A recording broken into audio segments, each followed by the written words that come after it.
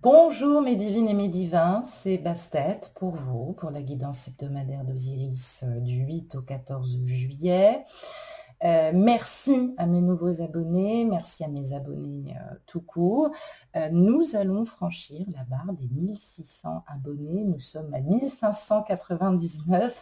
Je vous remercie infiniment du fond du cœur. Merci pour vos appels, merci pour ceux qui me consultent et qui m'ont consulté cette semaine.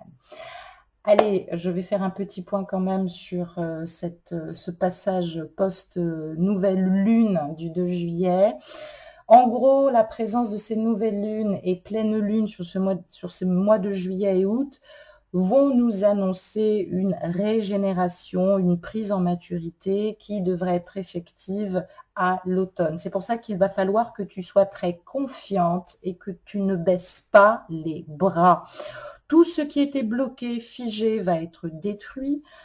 Vous allez avoir, et vous devez avoir déjà des signes dans la matière, le changement s'opère, on vous demande d'être dans le mouvement, dans l'action, de faire le pas d'avancée et de laisser ce qui appartient au passé. Pas de nostalgie autodestructrice, soyez confiante et soyez, toute polarité confondue, soyez en tout cas dans votre lumière.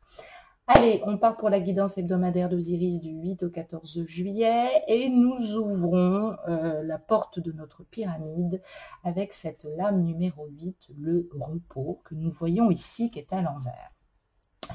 Alors on nous parle de femme et on nous parle de douceur, on attire notre attention sur cette polarité féminine pleine de douceur et on nous demande effectivement de le poursuivre ou de l'imiter. Le sens de cette lame nous évoque la déesse serpent assise sur son trône, la belle et sensuelle Nehebka, divinité du destin et du repos mérité de notre défunt, notre polarité masculine, qui doit mourir pour renaître, c'est urgent. Par conséquent, c'est la représentation aussi de l'immortalité et de la renaissance, ainsi que d'un sommeil pacifique et réparateur dans l'au-delà. Elle évoque, je viens de le dire, tous les atouts typiquement féminins de la polarité féminine, de corps physique masculin ou féminin, qui est représentée par cette déesse sur cette lame. La carte du repos exprime la beauté des fleurs qu'évoquaient en douce harmonie les adoratrices de Ré, les prêtresses de Ré. Et elle attire notre attention également sur les pièges, et notamment ceux de la paresse, notamment de la régression. Elle nous dit qu'elle s'insinue dès que le repos se prolonge un peu trop, dès que effectivement nous avons peur effectivement que tout reste statique. On dit que la polarité féminine et masculine ne doivent ni dormir sur leur laurier ni baisser les bras, mais que aussi ce n'est pas ce qui se passe. On peut remarquer sur cette carte évidemment les abeilles qui voltigent autour de la déesse et qui, sous l'épithète des filles de lumière, hein, ce qu'étaient les prêtresses de Ré, représente ici l'âme pure de l'initié, de la polarité féminine. Et oui, c'est toi qui initie, qui doit initier cette douceur dans la communication. Cette lame dit que, comme le défunt, la polarité masculine a surmonté ou va surmonter les épreuves terribles de l'outre-tombe pour renaître et retrouver la connaissance secrète du cœur, grâce à l'énergie divine, l'énergie féminine, qu'il doit maintenant adapter aussi en lui. On parle donc de purification en transcendant les peurs, les rancunes, l'orgueil, l'égoïsme, la violence ou la colère et d'en surmonter les apparences trompeuses. On annonce que ton autre va ou doit à présent rencontrer sa pardon pour se préparer à de grands changements. Purifier les mensonges conscients ou inconscients que cette polarité masculine se fait encore à lui-même, tenter de se réconcilier avec sa valeur d'amour, analyser ses rapports de souffrance dans son ego et par extension avec son féminin, sa féminine, ce qu'il produit, ce qu'il attire dans ses rapports du féminin, peut-être aussi, ça peut parler effectivement de ses rapports avec sa mère et de sa féminité mal adaptée. travailler sur l'adaptation de son émotionnel et par extension, je l'ai dit, l'expression émotionnelle et sentimentale avec sa polarité féminine.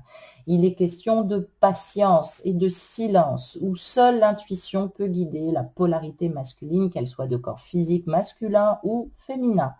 Reprendre racine en lui par une action, une intention pure, ne plus se juger, ne pas juger, observer ses rapports avec sa polarité féminine, ses ressentis vis-à-vis d'elle, la richesse de vos âmes, la richesse de cette relation, cette lumière incarnée ensemble sur Terre, votre rencontre, chère polarité masculine et féminine, puisque maintenant cette polarité masculine va ou est en train d'être fécondée par la polarité féminine pour évidemment les milieux de parcours. Donc il est en train, cette polarité masculine est en train de germer.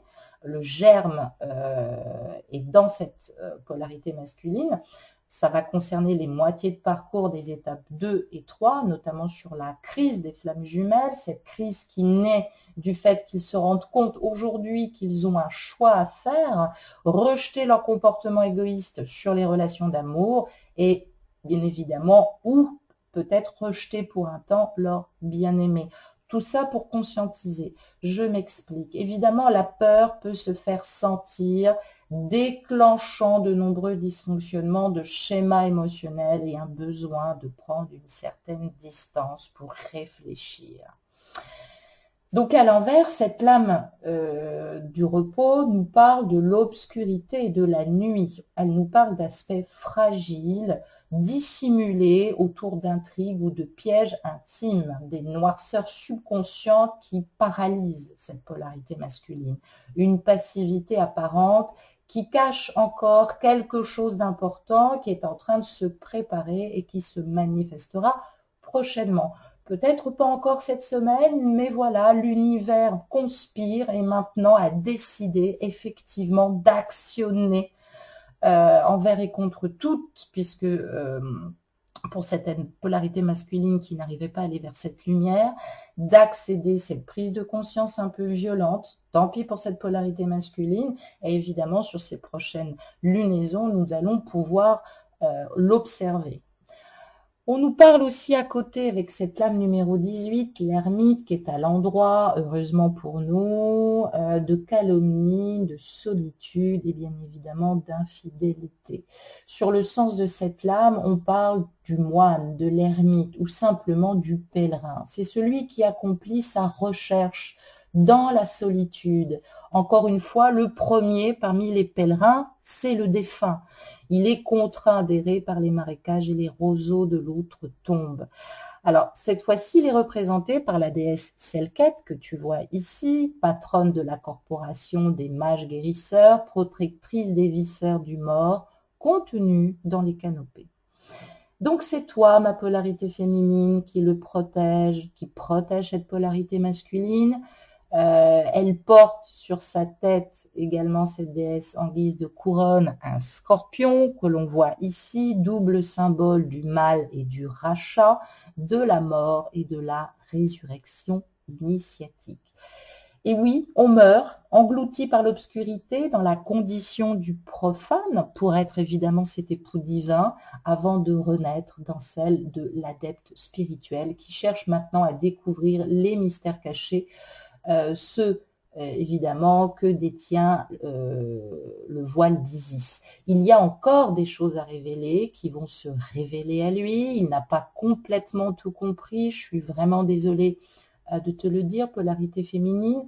On nous dit donc que c'est partie remise pour le moment. Il faut laisser ta polarité masculine ressusciter en paix, guérir de l'enfant intérieur. On parle évidemment de résiduel autour de la blessure d'humiliation, de rejet, voire même d'abandon, mais pas cet abandon au sens proprement parlé.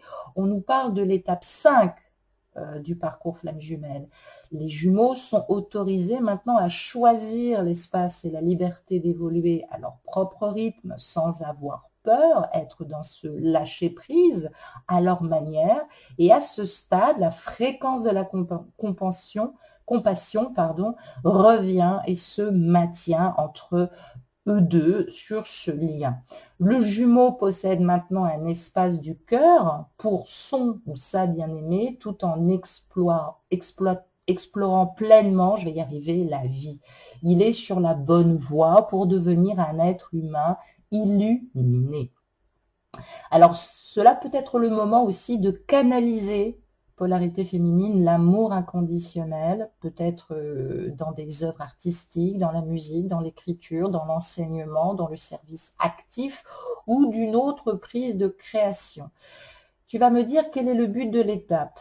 Eh bien, aider chaque âme à libérer l'ego et finir avec les résiduels, développer une communication régulière avec son Dieu intérieur, avec ta polarité masculine, avec la polarité féminine, et démontrer maintenant une pleine confiance en sa divinité pour faire ce qui est le mieux dans le meilleur moment. Et bien évidemment, ton autre va t'obliger à travailler aussi là-dessus, polarité féminine.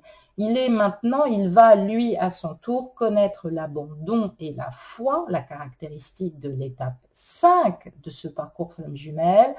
La direction et le résultat de la relation sont remis à l'univers dans la foi et la confiance totale. L'union maintenant est sous la protection divine. Il est admis que ce qui est bon, et maintenant, le reste va aller à destination de l'harmonisation physique et psychique. Finalité qui transparaîtra dans le rythme propre de chacun, au rythme de chaque flamme jumelle. Les deux jumeaux doivent maintenant atteindre l'illumination en vue de s'harmoniser dans le physique et la matière. Tu n'as que le choix de t'ouvrir et t'élever seule, polarité masculine.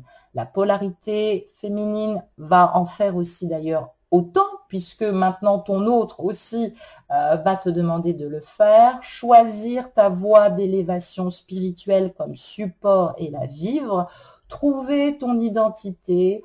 Arrête de fusionner à tout prix. Sois dans ton essence. C'est ce qu'il te demande. Ta polarité masculine te le demande, et bien évidemment, tu as actionné aussi ça, toi, polarité féminine, au sein de l'univers.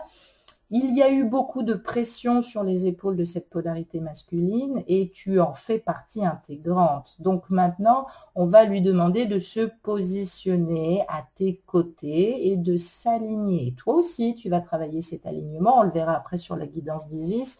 Accepter de lâcher, lui montrer le chemin sans orgueil, sans contrôle mental.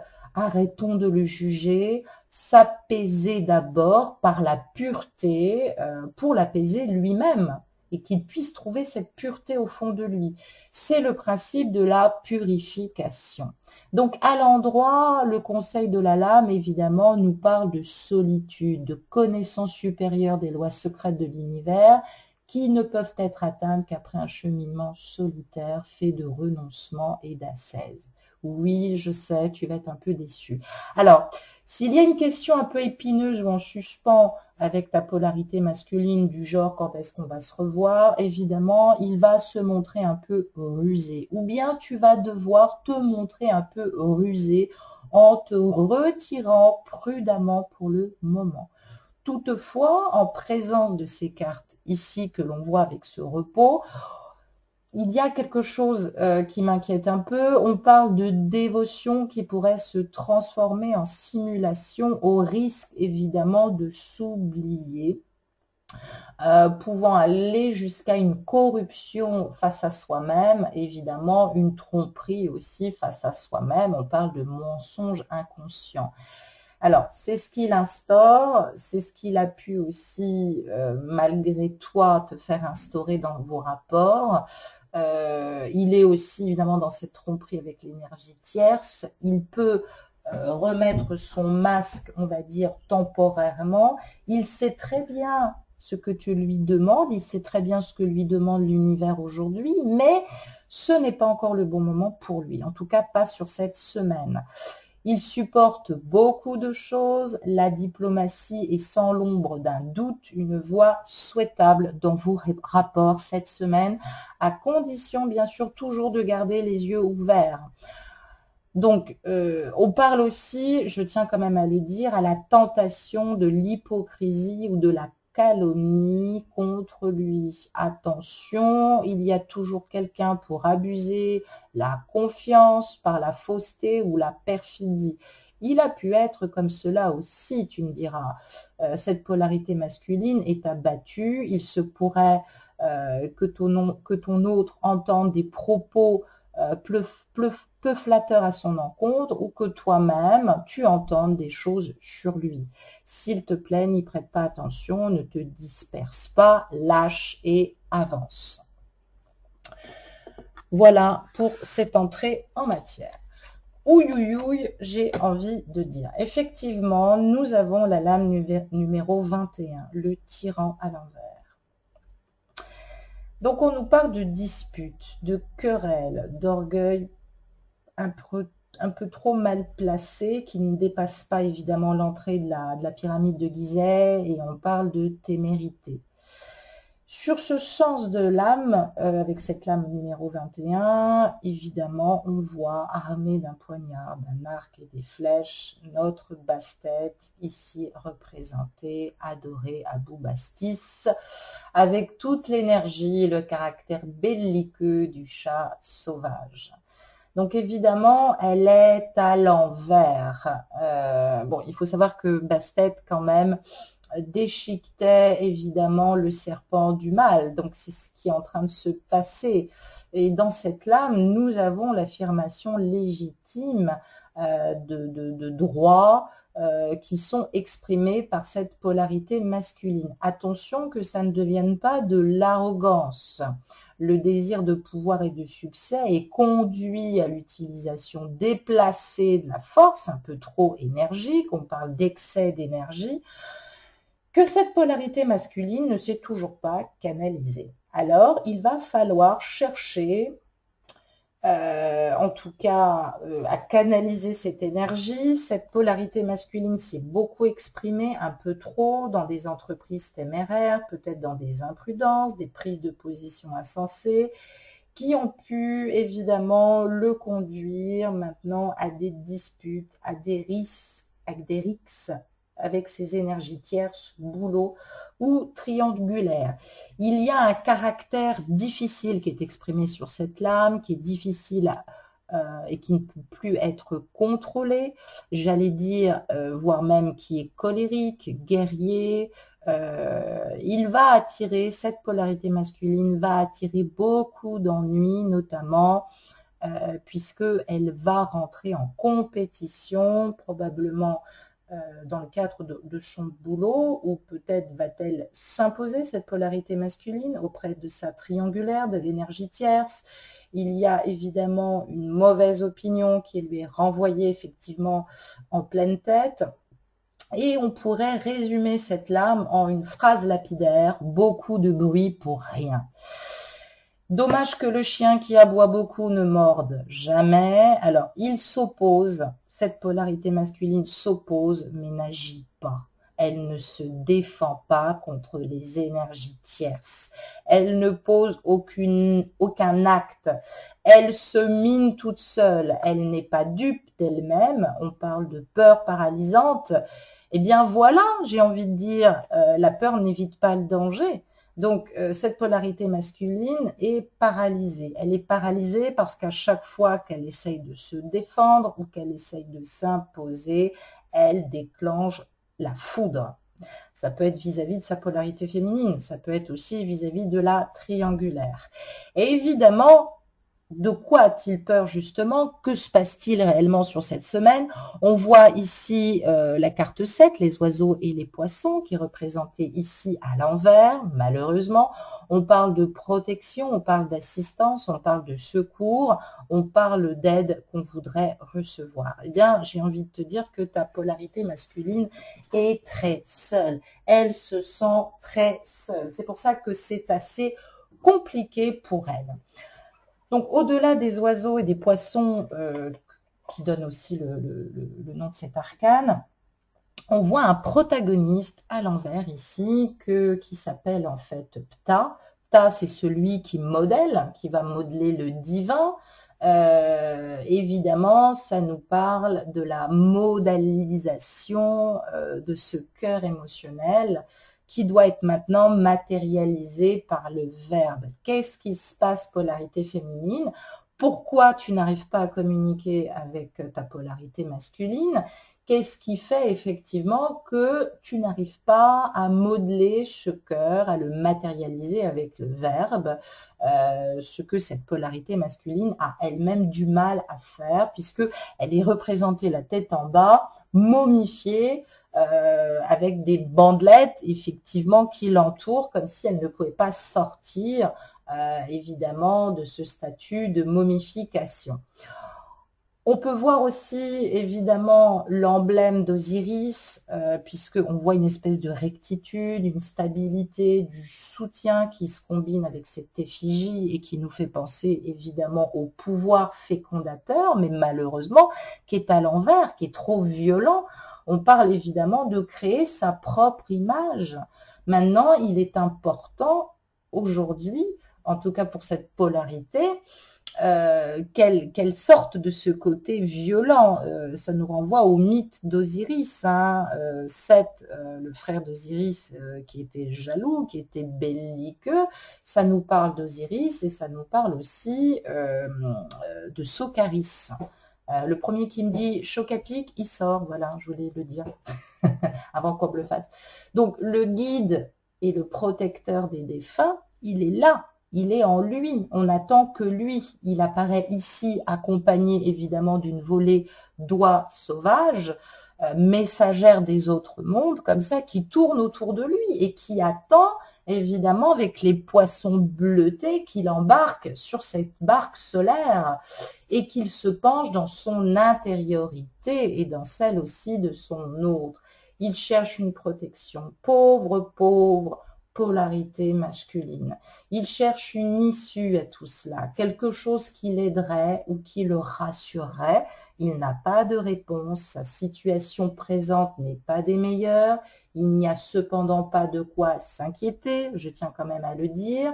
Il est beaucoup entouré, il a des amis, puisque c'est représenté aussi par le poisson et par l'oie, qui sont à ses côtés. Il va disposer peut-être d'aide cette semaine enfin, parce que les précédents jours ont été compliqués, et il va pouvoir compter sur une protection peut-être aussi immatérielle, très efficace.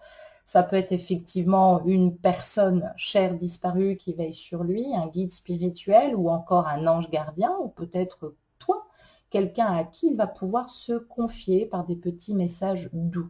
Cette lame annonce une autorisation, une validation que je te donne pour lui envoyer des petits messages pour savoir comment il va. Il est probable qu'il n'espère plus rien, alors qu'on lui annonce quand même le triomphe. Il va y arriver à cette résurrection. Il va triompher totalement sur ses ennemis, pourtant puissants et bien aguerris.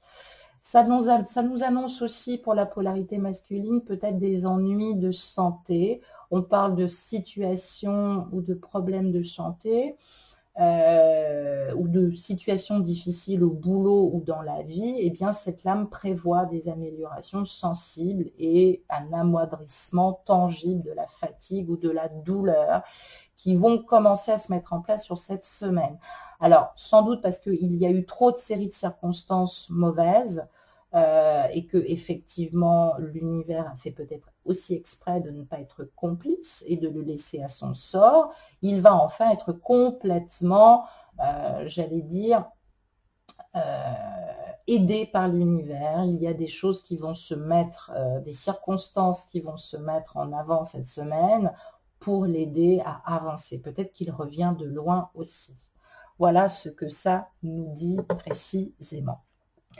Et puis, évidemment, j'adore faire ça. J'ai regardé principalement le deck du paquet pour savoir si nous avions des précisions qui pourraient nous aider principalement. Et nous avons cette lame numéro 9, la justice à l'endroit.